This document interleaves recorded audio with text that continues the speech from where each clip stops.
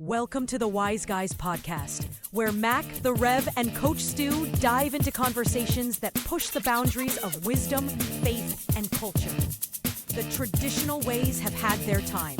Now join them in exploring fresh, diverse perspectives on the challenges we encounter every day. Welcome to the Wise Guys, where the three of us are on the edge. Wisdom from the edge, gentlemen. So good to see you for this episode, Rev. Good to be here. Man. Be on the edge with my two favorite guys. Coming from the edge. Walking the edge, walking the tightrope edge, tightening my core so I don't trip over either side. Please. Although that would be okay. Maybe. All right. I'll go with that. Hey guys, walked a good to tightrope? see it. Yeah. That takes core. Another conversation. I'm so excited about this one because, again, what you guys are experiencing during the week, what I'm experiencing, those are just great perspectives. We can pull it out of each other. We can get into it. We're going to have some really cool stuff we're going to talk about in this episode.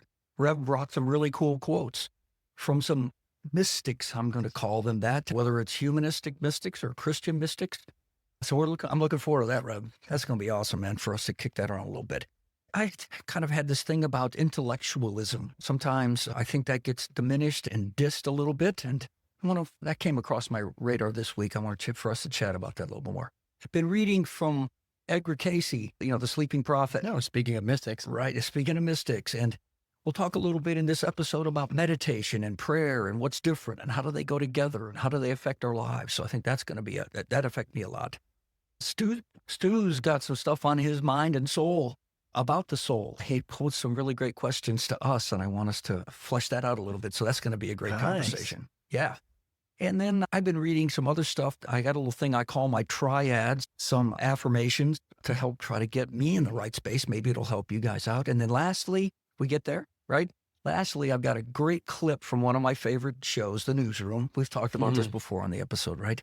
And I think it's really worthwhile to take that clip and then broaden it out past that particular scenario into the life in general. So fair warning, since you introduced this last week, Yeah. there's 3 seasons of The Newsroom. I've watched all 3 of them. Where do you find your time, man? Well, I can recommend. And they're hour-long episodes because it was on HBO. They are. So yeah, That's right. it took some effort, but Great it was fun. Great. Yeah, well, he's over now. Expect right? your on commission. past. It Yeah. was great. It was good. Yeah, we encourage you to watch that. All right, let's just take an exhale here. Rev, all right? Yeah, tell me what was on your mind and heart when it came to a couple of these quotes, man. Well, the quotes came as a direct result of lived experience, life. And I've been really playing on the playground that the gospel of lived experience, you guys, my life, people in my life, is really a rich environment for growth and for learning. Amen, man. And what I've been dealing with in some self-contemplation is the idea to do my actions match my words. I use a lot of words. And just really, rather than judging other people to ask that question, let me turn the mirror my way. And a couple of quotes that came to mind for me, St. Francis, who said something to the effect of preach the gospel at all times. When necessary, use words. Yeah, that's a classic. People man. are watching us. People are watching us. And a couple people in my environment have challenged me. You look a little frazzled. You're running around like a chicken with your head cut off, doing so many things. And so this gospel that I'm maybe preaching about peace maybe isn't being lived. That the gospel is, wow, life is crazy and hectic and you need to push through it. And I think I need to examine that. And then the other one was Ralph Waldo Emerson, who said, who you are thunders so loudly in my ears that I cannot hear you. And I thought, okay, turn the mirror my direction. Are the actions I'm taking speaking more loudly than the words that I'm sharing, either from a platform or in my environment? Well, because you got a platform. Yeah, your word, maybe more than Stu's or I, at least in the environment anyway. I mean, we have our own sphere of influence, but you stand I'm up under for a lot others. of scrutiny, which You- is, you I live in a think, a fistful. really positive thing. I can moan and groan about, man, I'm held accountable to every word. Yeah, thank God I'm held accountable to every word to make sure I'm living them. Yeah. And that's what I've been wrestling with, is wrestling with my own soul. I think it's more, I know you, and it's absolutely more than zero. Can we all improve upon that? Absolutely. Oh, could our word be more in alignment with our actions? All of us could say yes, right? But at the Can same I time, say more with fewer words? Absolutely, I Sure. can. Yes, I think Actions speak louder than words any moment of the day. Not to be cliche, but It's really about that to me. It's about taking action. Mm-hmm. You know, that'll say more than anything. And if you go even a step beyond that, people will remember not necessarily what you said, and sometimes not even what you did, but they'll remember how they felt. Exactly. Maya Angelou said that. Yeah. Clearly, Yeah. people will forget what you said 5 minutes after you say it, but they'll never forget how you made them feel. Correct. But the thing about all of those, and why I wanted to mention them, is because they all work together. Right. Sure. Like they all feed each other and should be consistent. I'm not finding the right word I want to use. That's but congruity. I yes. think it's that my That's it. actions, Yeah. my words, my thoughts, my feelings Yeah. are all in congruity with each other. Right. Well, when we've talked a lot, absolutely, they're incongruity, and there's a foundation to all of them. Mm-hmm. As we build our foundation, we build our spiritual foundation, we build our consciousness, we raise, then one thing affects another. Yeah, You know, well, and it's it brought me Yeah. to the question, am I in integrity with my meditation practice? Yeah. Am I in integrity with my soul? And be willing to have the deep look and go, I'm not. Good, let me make the adjustment. And I think that's part of the whole spiritual practice is Yeah. what is life being lived? What is it reminding me, showing me in the mirror? Good, take it to heart, take it to the stillness and the silence and make the appropriate changes. Yeah. Love it. There's Love it, man. there's an authenticity to saying something, and you know that you act upon what you've Yep. said. Instead of, I know the moments when I've said something, believe was true and helpful for somebody, but I know I wasn't doing it. And hello, human here. Yeah, I do as claim I it. say, not as I do. Yeah, and Oh, my I dad in the don't room. use that. I don't use that as an excuse, no, but I'm not that I've never said it, but Right. when it all comes together, that's a beautiful thing. But that comes from just practicing and living life in moments. Right. We've been talking a lot it about really takes today. cultivating humility, and Mhm. life will humble you. If you're not in congruity, it's going to show up. And so rather, the world is right now just judging everybody else. Let me tell you what's wrong with your life and the way you're behaving. Mm-hmm. If I'm having a problem with your behavior, I need to look more deeply at my own behavior. Yeah. That's not Look easy. inside. Yeah. Right. Yeah. I think with this kind of thing, Francis, of course, St. Francis Rohr is a kind of big guy. Yeah. So if you've never, I'm a side note to say, if you've never read Richard Rohr, commercial time, all right, read him. All right, that's all I'm going to say. He's awesome. And I think that it's going to be evident. And what will happen is you will begin to feel differently about you. You will begin to see, as this flows through you, the evidence of the wheels that you're putting on stuff, as opposed to just with the words that you say. Other people will make comments to you about the differences they're going to see in you. These are litmuses. And you're going to see in them. When you do the inner work, you begin to see people differently. You see Right. possibilities that you had missed. You find God where everybody else is missing. There it is. There's an aha. There's a blessing for sure. like it. So I love it. Yeah, those are great quotes, man. Thanks for bringing So it. welcome Yeah. to my wrestling match. I Coach, I love- might call you for advice. There we go. Another thing that came to me this last week, and some of it was driven by what I read about the University of Chicago, where due to all this changes in the educational system in America and how all of the funding flows and all that kind of stuff, University of Chicago is premier and known for their more liberal arts type focus. And there's not many colleges nowadays in America that really focus on that. We've, in the last 30, 40 years, we moved way more toward the heady stuff as opposed to the more artsy kind of literature and all that kind of stuff. And so it just really made me think that they're not opening up applications right now, maybe not for never, but they're taking any new applications for PhDs up there at the college. And that just grieved my heart. It made me sad because we move away from valuing intellectualism. Now, we talk about mystery all the time here, all right? And I love mystery. And at the same time, almost intellectualism is almost starting to get a bad name, that you kind of got to check that away because that's not what's happening now, okay? For good or for bad. And again, that word, and as I looked at this and I looked at us and the arguments we're having and how divided we are, you got to use your brain as you come into all this, as well as your heart. You know, I say it all the time. Everything in life is pushing us towards balance, to find the balance. It's a marriage of the head and the heart. I always tell my congregation, follow your heart. For God's sake, take your brain with you. Because when it's out of balance, it causes trouble. Either direction. Right, One either is way. not better. It's finding the compromise in the middle way, or the middle path, as the Buddhists would put it. Well, yeah. And again, what is that intellectualism? What do you mean by that? And it's the ability and the willingness and desire to learn new things. It's the ability to take those new things that you're willing to learn and then applying them into real life, whatever that looks like, right? And again, I think for whatever reason, we're either going Mach 6 with our hair on fire all the time, and we just, you just don't take the time to say, wait a minute here. Okay, what have I done in the last week, the last month to further my intellect?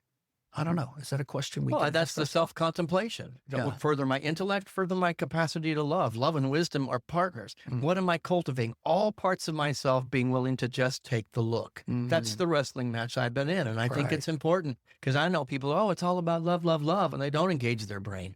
I need to look at, where is there more learning that needs to happen? Who do Right, I need to exactly. be listening to grow my mind as well? Correct. Yeah. Yeah. So are we in danger of losing a culture that values deep thought? Is that the, Well, really, and if that's the case, like what replaces it? Yeah. Well, yeah. There's a mean, vacuum there, and nature maybe- abhors a vacuum, right? Mm-hmm. And what does that mean for everybody? When you say, not to scare everybody, but the way you've been talking about this sounds very like PhD level. No matter what level you're at, everybody can have a deep thought. Oh, yeah. So I've there. had 4-year-olds come up with more wisdom than I ever had in my Sure. brain. You don't need to be writing dissertations all the time. You're Right. exactly right. Right. That, again, ask yourself that same question I just posed to me or to everybody to say, what is my process of learning new and greater things that then I take and ponder and I ruminate over, I evaluate, all these things, that yes, you're using your head, but it's also kind of like Rev says, it's going like this, right? The circle between the head and the heart. And I think we just haven't, my comment about this in general is I don't think as a culture we take that seriously. That's all. But I love the way you put it, though. It was very cool. You said, you're taking your own inventory, and the whole world's about taking everybody else's inventory. Right. If I get into balance, I will begin to be a conduit for creating more balance in the world. But Absolutely. you said Now, I'm not going to criticize you because you're out of balance or you're wrong. I'm keeping my own list. Think about what we've created. If you're going to talk culturally, like a cultural shift over the past, I don't know, let's call it 20 years. Maybe that's too long, but like any kind of meaningful conversation or debate's been replaced by memes, sound bites, little clickbait, clickbait things. Yep. How many times do people do that? And boom, they're off and then done. Yes. So I don't know. It just seems like, is it more important for us to be really loud and fast in our thoughts and Is it the more things that we important to say? be clever than thoughtful? That's a great way to put it. Oh, yeah. that's it. Yeah. I like that. My wife will tell me stories a lot when she was young. Now, her parents they were 60s hippies per se, in general. Her father's a sociologist and her mom's was a nonprofit for a long, long time. And she can remember gatherings that her folks would have at their house. And it was the coffee, it was the glass of wine, it was whatever, but they came together to have deeper conversation. Right. This was the purpose of them coming As together. a child, I would have loved that in my household. Yeah. The conversation in our was is keep it safe, keep it at the surface, never have those conversations. Maybe my parents needed a sociologist or a little wine. I don't know. But I was hungry as a child for that deeper thought. And I didn't get it until I was in my 20s and said, there's a whole world that I've never even seen. Well, how many of those conversations can we create? Why don't we go out there and create some more? Why can't we go find like-mindeds if you're of a notion that intellectualism is good and that you'd like to press into it? And guess where that goes? It goes head, hard head, without a doubt. Start creating some of these environments. We could choose that, right? It has to be safety for some people to There it do is. that. Sure. And that's where we're lacking these days. Mm-hmm. No. Yeah. Well, yeah. So, and What's so the it's- driving force? Is it love or is it wisdom? Or are they in partnership? But love has to be there, because if Oh, love's yeah. not, it will not be saved. Exactly. And No, if, I and think if so. love is too big of a word for you or too much to think about, how about just being kind? Yeah. What a concept. I mean, like, come on. Well, there's a very good point, Stu. Just kindness, right? It doesn't have to get super heady, right? Just be kind. And I right? believe that when we are kind, we are in congruity with our soul. True. We are in congruity with the divine essence, the oneness, whatever you want to It's call an it. expression. It puts us into the vibration of where we were designed to be. Totally. Yeah, it's just one way it all manifests, for sure. Well, in that vein, another thing that was coming to me this last week, I was reading Casey's book. It's 12 lessons. And one of them talked about meditation and prayer. Now, these are out there. These are foreign words or foreign concepts. I know for a long, long time when I was more even evangelical, this whole thing about prayer. Now, meditation was sort of, ooh, It was a taboo word where I grew yeah, up. it's over here, kind of in the woo-woo, all right? But the idea of prayer, that was always a very confusing thing because it never seemed to make sense in the sense that it was a gumball kind of approach. I've talked about this many times. God's the gumball machine. You take the quarter in, you put it in the slot, and you turn it, and the gumball comes out, right? And so that's how like prayer works. Well, what happens when it doesn't work that way? All right. That when I put the quarter in and I turn the crank, I don't get a gumball. All right. It was confusing for a lot of years to try to sort out. Am I trying to convince God to do something? What's the story there? How do I do this? How do I move? And a lot of times it's just frustrating, just flat out frustrating. I remember a Garth Brooks song because I'd struggled with that back when I Yeah. was in a more orthodox belief system about prayer. And it was sometimes God's greatest gifts are unanswered prayers. Yeah. And I remember hearing that song and then taking stock of my life going, that I thought I wanted, that I prayed about, I put my quarter in, I didn't get. Uh-huh. But Right. it turned out better. Right. Yeah. Well, so you ended up getting, here's the thing, and you ended up getting maybe not a gumball, but maybe something else rolled out of there. How about Yeah. wisdom? How about wisdom? A package of That wisdom. probably happened, right? Mm-hmm. Yeah. What I was envisioning, Rev, when you were saying that is I can either do it for you or you can go on a journey to do it yourself and you're going to be better for doing it yourself. So Right. I'm not just going to give it to you. So where I was going with a prayer that is quote unquote unanswered. I don't know if I necessarily believe that. I'm kind of struggling with it right now in my head. They all get What- answered in one way or Yeah, another. yeah. Somehow, I it don't was know just what. a no. Yeah, Oh, right. yeah. I don't know what that means to me Yeah. yet, but I Yeah, don't we know. ought to put in the liner notes for this episode the poem called "Butt Prints in the Sand." Y'all know the footprints in the sand. I've done that. There's an amazing poem. It's like that's where I dropped you on your butt because you were expecting me to do all the work. That's Okay, great. God I got love it. that. Yeah, prayer. And I think anybody of any faith practice, let me put it that way, all across the spectrum, the prayer, a contemplative part of whatever it is you practice is part of it. It's Yeah. somewhere along the line. When you mentioned Edward Casey, I looked into him a little bit, and one of the things that I learned about him is he differentiated meditation and prayer. Exactly. That's what So yes. he said he saw meditation as more listening to God and prayer as more talking to God. Mhm. Now, to me, they're kind of together, combined. I don't Yeah, separate from the them. unity standpoint where I teach it, they are combined. You cannot separate them. Yeah. Every prayer must contain a meditation in the middle of it, or it is not effective. Yeah, I mean, here's where I draw a differential, right? Because you're exactly right, Stu. Casey would say that prayer invites God to work through us. Mm-hmm. That's kind of his idea of prayer. Meditation is clearing your thoughts to attune, to listen, and be one with. So I would agree with Casey in the sense that in any given moment, you can have a prayer, a 5-second prayer, a 1-minute prayer, a thought, or whatever, a lifting up. But I don't think you can be driving down the road and meditate. I don't think you can be in the middle of an event and meditate, because meditation, the definition of meditation, certainly by Casey and many others, would be you got to quiet the monkey brain. in order to be able to receive some information, I'm going to call it, however you want to coin that.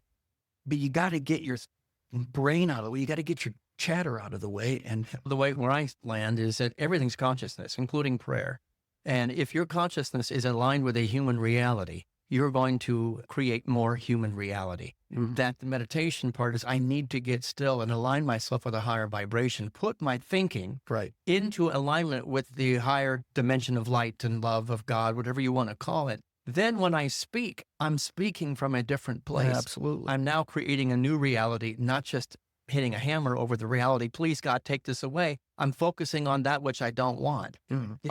Please, God, give me. I'm focusing on that which I'm claiming I don't have. Where the stillness and the silence and the meditation, it's already here. It's the Father's good pleasure to give me the kingdom. It's been delivered. Now I'm praying differently. I'm speaking differently, and I'm thinking differently at a higher vibration. Yes. See, I think you're both making the same argument, the same case, I'll call it, not argument, same case, is that prayer is more effective when it's paired with meditation. Yes. The spiritual growth process is both. Mm-hmm. And you can do just one if you choose. But I think all I'm saying, and I think what we're saying is, why not make it better? Why not attune even to an even greater degree if you'll change up some of the practices that you have? To me, ask you a question. Does there come a point where the prayer is no longer necessary? Prayer is just the vehicle to get you to the state of oneness with God. Is it that we get ever to the place where I'm just operating at that level? I no longer need to speak anything. I'm living there. Maybe that's when we transcend. I don't know. I know I use both prayer and meditation, and there are days I'm going to pray fervently. Yeah, right. But I'd like to get to the place where life is a meditation. Every action I take, every word I speak is a prayer, to be that consciously aware of God in the midst. Well, I think Jesus got there, though, because he prayed. You know what I mean? And you're right. I don't know the prayer would ever end, at least for me, until I call it ascension, call it whatever you want. But I think in the human experience, we don't record in the Bible Jesus' silences. Right. Well, that's true. You know, he gets to the point in prayer where blood's dripping like sweat or sweat's dripping like blood. And he says, not my will, but thine. I want to know, I want 3 pages of silence where he just lived in that reality. I believe he was there. It doesn't make good reading. Doesn't sell advertising, but I think that's where he ended up. Doesn't sell. I love that. Yeah. There's so much dynamic to whether it's Jesus or whether it's any of the other great mystics in history. There has to be some sort of area where it develops and cultivates and then spills out. So those are a couple of my things from this last week. Stu, you're up, man. Great questions about the soul. I can't wait. Yeah. Go ahead. Lay that out a little bit. I don't even remember what I was doing when this hit me, but the question was, can you grow a soul? I mean, that's my question. So you can grow a beard and a bank account, bicep, can grow some muscles, right? But a soul, there's still hope. Like a soul's different, right? Or at least some people say like a soul is fixed, like it's eternal, like it's unchanging. Others say that it transforms or grows, maybe like a seed into a tree, or maybe through growing deeper through love, struggles, pain, things like that. How'd you react to that? I feel like I look at my soul like a muscle. It grows. And if you don't use it, then it atrophies. So I feel like the more, I don't even know what the verb is for what you're doing with your soul, but maybe it's just more living life in a way that helps me and others to have a relationship with God a little bit better than maybe we do today. I think that probably helps grow my soul. That's not a bad thing. Okay. Yeah. We'll go with that. So it can expand. I feel like it can expand with like wisdom, which is all part of that. So that's where I was at. I feel like you can grow a soul, but I'd be interested to hear what you guys have to say about it. I wrestled with this and just simple little word changes. Can you grow a soul? I said, can you grow into a soul? Can I grow into that which already exists within the mind of the one, in the ethers, the potential of the fullness of my being as a being of light and love? I can grow into that. I can't grow it itself. That's the creator's job. It's already been created. But my consciousness, through meditation, through contemplation, through personal wrestling, allows me to grow into that container that God has already provided for me. Mhm. That's where I played with it. Yeah, I think whether we use the word grow or evolve or awaken, I don't know, it's a changing. It is maybe the soul itself does or doesn't change. My perspective probably would be that my soul is my true self.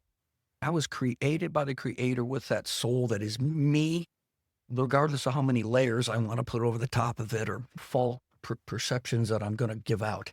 And so for me, that beautiful soul, that divine essence thing, it just needs to be unwrapped. It needs to be unfolded as I go along, and more of my true self, which is my soul, which then affects my actions, it affects my thinking. Everything goes along. We were talking earlier, right, about this. It all goes together. It's all congruent.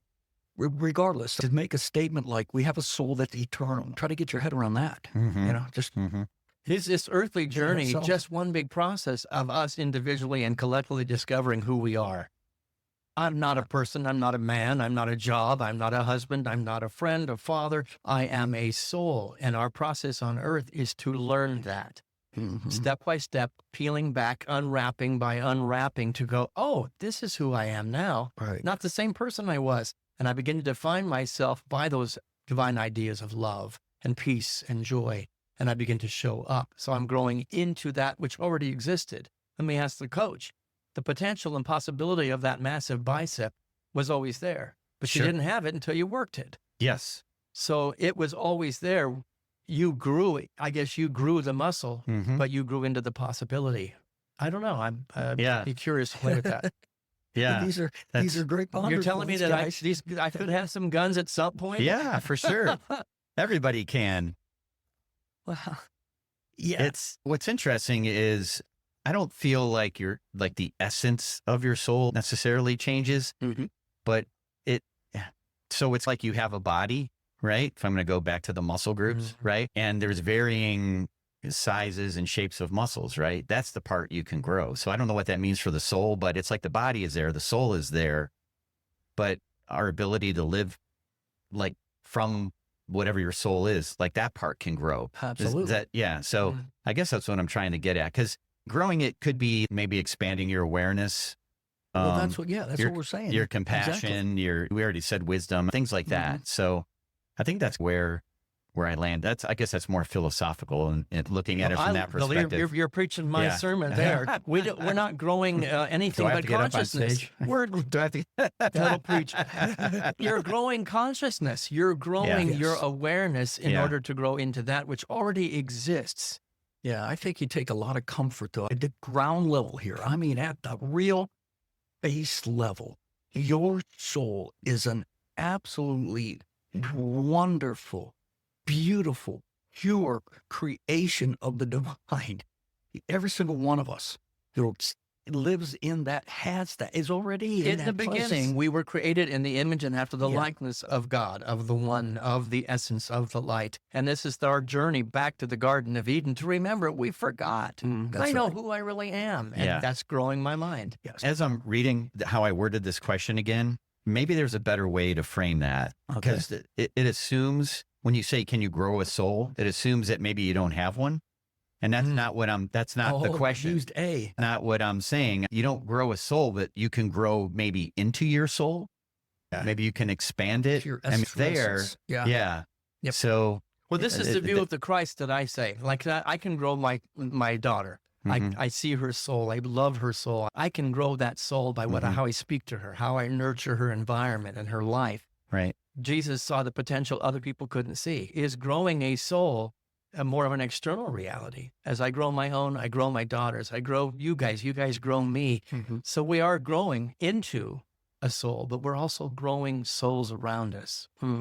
That's a beautiful I think way it's to- both and. Yeah, I think so. That again, realizing and then unleashing, I love that word, your true essence. And as beautiful as it is, all of these other things then will begin, they all feed each other. Is that our responsibility Yeah. as fellow travelers to grow our souls? Is that ultimately why we exist? Well, yeah. I think it's becoming more Christ-like Christ consciousness, I think that. So again, in the absolutely world speaks as to my I see soul. it today is all about growing bank accounts, growing houses, growing better cars, growing families. It's about growing souls. The external. Period. Mine and yours. Yeah. No, I think that's a great thing. Ponder that a little bit. Yeah, for sure. Yeah. How's that feel? Yeah. Does Yeah. it fit? I think the growth part comes through, for me, through love, faith, my connection or alignment with God. Yeah. That's how I Yeah, see the growth sure. of it. But Huh? yeah, All the above. it was just, I think it was something I'd never thought or said out loud before Mhm. when I wrote this to you guys. Can you grow a soul? Yeah. It was, people don't talk that way. They don't say that. Well, I think most people probably assume they have one. right, I would say. So then you go from there. Okay. Well, I would say, turn it away. Our time on Tuesdays, you guys grow my soul by Amen. what you say, how you behave, how you interact, the things that you bring that you're learning. It grows my soul by listening. Mhm. Well, I think this goes back to the head-heart intellectualism per se. That's that interaction that's more than about, hey, how about those brakes? And again, you get where I'm coming from, that's fine to have that kind of conversation. But if it's the only thing, and we're so dumbed down by all the other stuff that we're doing that we never have the intellectual thought process like we're doing here, then I just think it's not as good. I don't know. Many of the conversations we've already had in this episode, you need action. Right. Nothing's going to happen if there is no action, and you're not Right. consciously Mhm. trying to transform or grow or live life just a little bit better. That's Sure. really, without everything we've been talking about, there's an action component Yeah. in it. In the You book know, of even- Revelation, Yeah. the Christ says, I stand at the door and knock. Somebody has to turn the handle and open the door, or he's just going to keep knocking. For sure. And even in like prayer, earlier you said, Rev, prayers that go, or I don't know if it was Mac that said it, goes, prayers that go unanswered. Some people will sit back and they'll pray for something and then wait. Okay, God. Yeah, I'll make it really simple and mundane. Like, man, my grass is brown. I need some rain. And then they'll sit there and do nothing. And where's the rain? Nothing's happening. They're not fertilizing. Well, They're not taking care of It's it. like the old They're joke, not- I sent a boat, I sent a helicopter, get in. Well, what happens, this is a really great point. That's a great joke. I love that one. Me too, yeah. Well, I would go with what you were just saying, Stu, is then we start to connect all sorts of dots the wrong way. Yeah, right. The minute we have this again, let's go back to the gumball. The minute we have this expectation that when we crank that thing, we're going to get the jawbreaker. Yeah. And whatever color it needs to be, when we set ourselves up for that, a lot of times, number one, it's a bad expectation and we're asking the wrong questions, you Mhm. know, because then we're going to get answers maybe to those questions, but maybe those aren't really what we're looking for. Yeah. How can you be, somebody asked me that, what's the purpose of life? That same old question. And I remember one time I answered it, and I probably would answer it the same way today, but we are to be distribution centers for God's love. Amen. Now, there's action to that. How can you distribute something without an action? It's just not possible. And in doing so, you cannot help but grow your soul. There it is. If you recognize I am a distribution center for love, for light, I'm going to grow my soul and I'm going to grow souls around me. Amen. So the answer to the question is absolutely yes. Ha ha. All right, last but not least, we're going to play this clip. Now, I've already set you up a little bit. One of my favorite episodes or shows, it's called The Newsroom, was amazing. It was about, 10 years ago, I think, 12 years ago that this I series think so. Yeah. was on. And you want to talk about intellectualism? Okay. These guys went right after it. And it just really impressed me. Aaron Sorkin was the writer, and it just was beautiful. So I'm going to play a clip. It's about a minute, so just hang in there. Some of it's a little fuzzy because one of the characters in this, she speaks with an English accent, and sometimes it runs together a little bit. But really what I'd like for you to do is listen to this, and you're going to get the gist of what they're talking about. It's obvious. They're in a newsroom. They're talking about the news, all right? But by the same token, broaden that it's a much bigger concept than just that, okay? All right, so here I'm going to play the clip, and then we'll kind of chew on it a little bit. There's nothing that's more important in a democracy than a well-informed electorate. When there's no information, or much worse, wrong information, it can lead to calamitous decisions and clobber any attempts at vigorous debate. That's why I produce the news. This isn't nonprofit theater. It's advertiser-supported television. You know that, right? I'd rather do a good show for 100 people than a bad one for 1 million. If that's, I've come here to produce a news broadcast that more closely resembles the one we did before you got popular by not bothering anyone. Leno. I think Jay and I would rather be employed if it's all the same to you. It's not all the same to me, you punk. I've come here to take your IQ and your talent and put it to some patriotic fucking use. And where does it say that a good news show can't be popular? Nielsen ratings. We're going to do a good news show and make it popular at the same time. That is impossible. Between your brains, charm, look... It's impossible, Matt. The social scientists have concluded that the country is more polarized than at any time since the Civil War. The Civil War. Yes, people choose the news they want now, but we People overcome choose the that. facts they want now. So what you've just described is impossible. Only if you think an overwhelming majority of Americans are preternaturally stupid. I do. I don't. And if you let me, I can prove it. That America is the only country on the planet that since its birth has said over and over and over that we can do better. It's part of our DNA. People will want the news if you give it to them with integrity. Not everybody, not even a lot of people. 5%. And 5% more of anything is what makes the difference in this country. So we can do better. The show is so good. It is so good.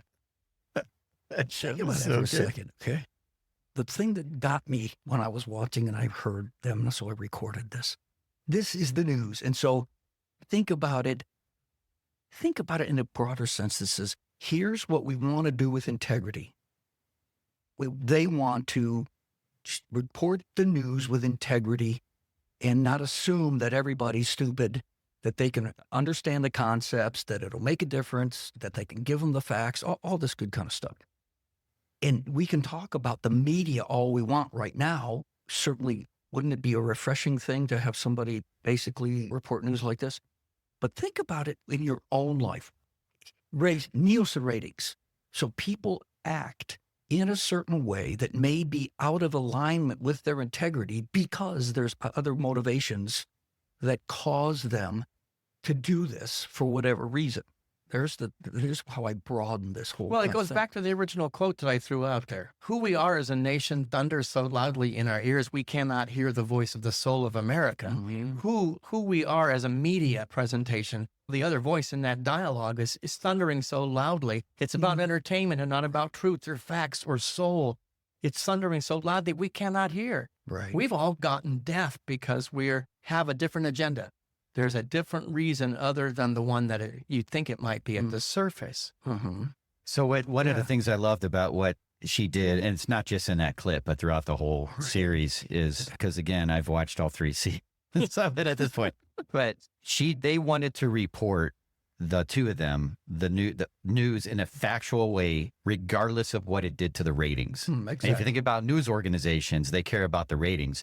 So they make, and you learn this throughout watching the seasons, that some people are making decisions based on what's going to get better ratings, which isn't necessarily reporting the truth. That's the facts. soundbite They society. might twist it in a way that gets them better ratings. What she is saying is, even if it's 5%, Right. this is what we need to do. We need to present the facts in an unbiased way that says, here's the facts.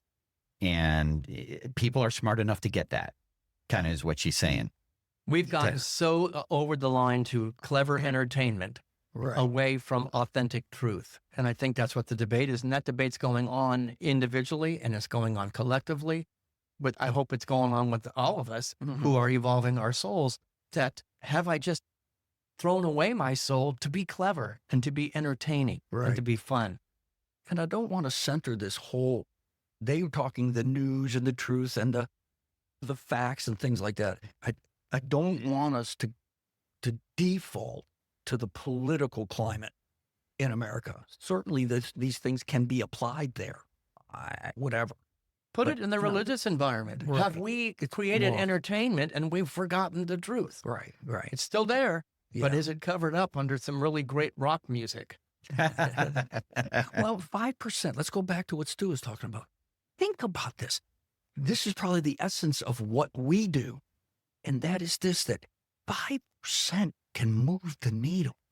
Yes. Right? Yes. You don't need a huge, big tidal wave of a whole bunch of necessarily. Sometimes you need that. And so 5% of people can come out of that. I mean, it's all kinds of different scenarios. But take joy, take commitment, that if you're going to make a difference, you might just be part of that 5%. Well, You and know I what? like to It'll say work. that if you take a 5% change, I wish I had a visual right now, where you are, a 5% change seems really insignificant. Of course. But follow that down the road. Yeah. That 5% has changed the whole trajectory of where we are as individuals and as a human race. Right. Right. So make the change. Don't think, oh, it's so insignificant, it can't possibly make the difference. 5 years from now, it'll make all the well, difference. yeah. If I'm going from Atlanta to California Yeah. to LA, if I just take 5 degrees and I go Yep. north 5 degrees a little bit. Yeah, I'm in I'm Canada. Yes. Yes. Exactly. So big joy, commit, get into the trench to say it's about 5%. Man, I'm good with it. I'm Yeah. not trying to change the whole deal because I can anyway, you know? And so that's what I love. I'd rather do a great show for 100 people than a crappy one for 1 million. I love that line because to me, that spoke integrity. And you know what? It's that soul to, I remember when I was in Amway, the whole distribution thing. But if you can get to the 5%, Mhm. they're going to share their truth. They're going to share their knowledge and everything else, their hearts. And it can't but help to trickle its way down as everybody influences other people for the good. And I just got so encouraged by that. I guess It gives is what me I'm gonna hope. say. I Yeah. have hope, and I want our listeners to Yeah. get that same kind of hope. That Exactly. one little change in your life can make all the difference to a much larger world than you've ever even imagined. Make there. the change. Yeah. Don't give up and feel hopeless, because there is hope that love is more powerful than hate. Yeah. Love is more powerful than division. And if you love just 5% more, or kinder, 5% more, it will change the face of the planet. I believe that with my whole heart. Amen. And don't worry about the ratings. For in your own life, whatever that might be, you got to get the committee of they, and you got to get them out of the equation, man. That was a great clip. If you haven't, Stu's already watched all 3 seasons, just so I put this plug in his ear. Great series. Jeff Daniels, I mean, just it's awesome. Aaron Sorkin wrote it, and that guy is absolutely amazing. Genius. So I encourage you to check it out. But that's the conversation tonight, guys, around the round on the edge. I love it. That was edgy, I thought. Thank you both for Yeah. growing my soul tonight. Just 5%. So But, maybe down the 3. road, it's going to be huge. I'm going to end up in Canada, eh?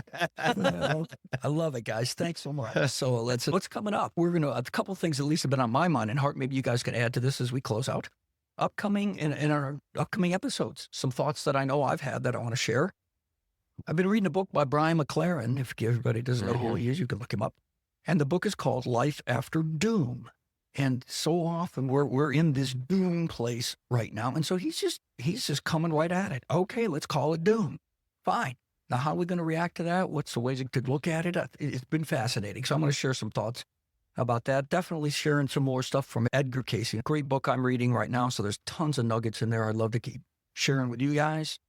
And then I know that on Sundays, as the Rev prepares, there's always some great nuggets that come out of what he's had revelation over. We want to encourage him to share some of those as well. And Stu's always digging up stuff. He's I just was got to go into Starbucks and it happens. Oh, yeah. okay? Oh, yeah. But I was just about to say, strap in, because wrestling season's about to begin. Look and out. the stories will start flowing. So the And stories. flowing. We're going to tell the stories. We love it. It's so fun for us to do this. So thanks for listening out there. We're looking forward to just see what the coming week brings, and we're going to share it with you. So have a great week, and we'll catch you next week. Take care.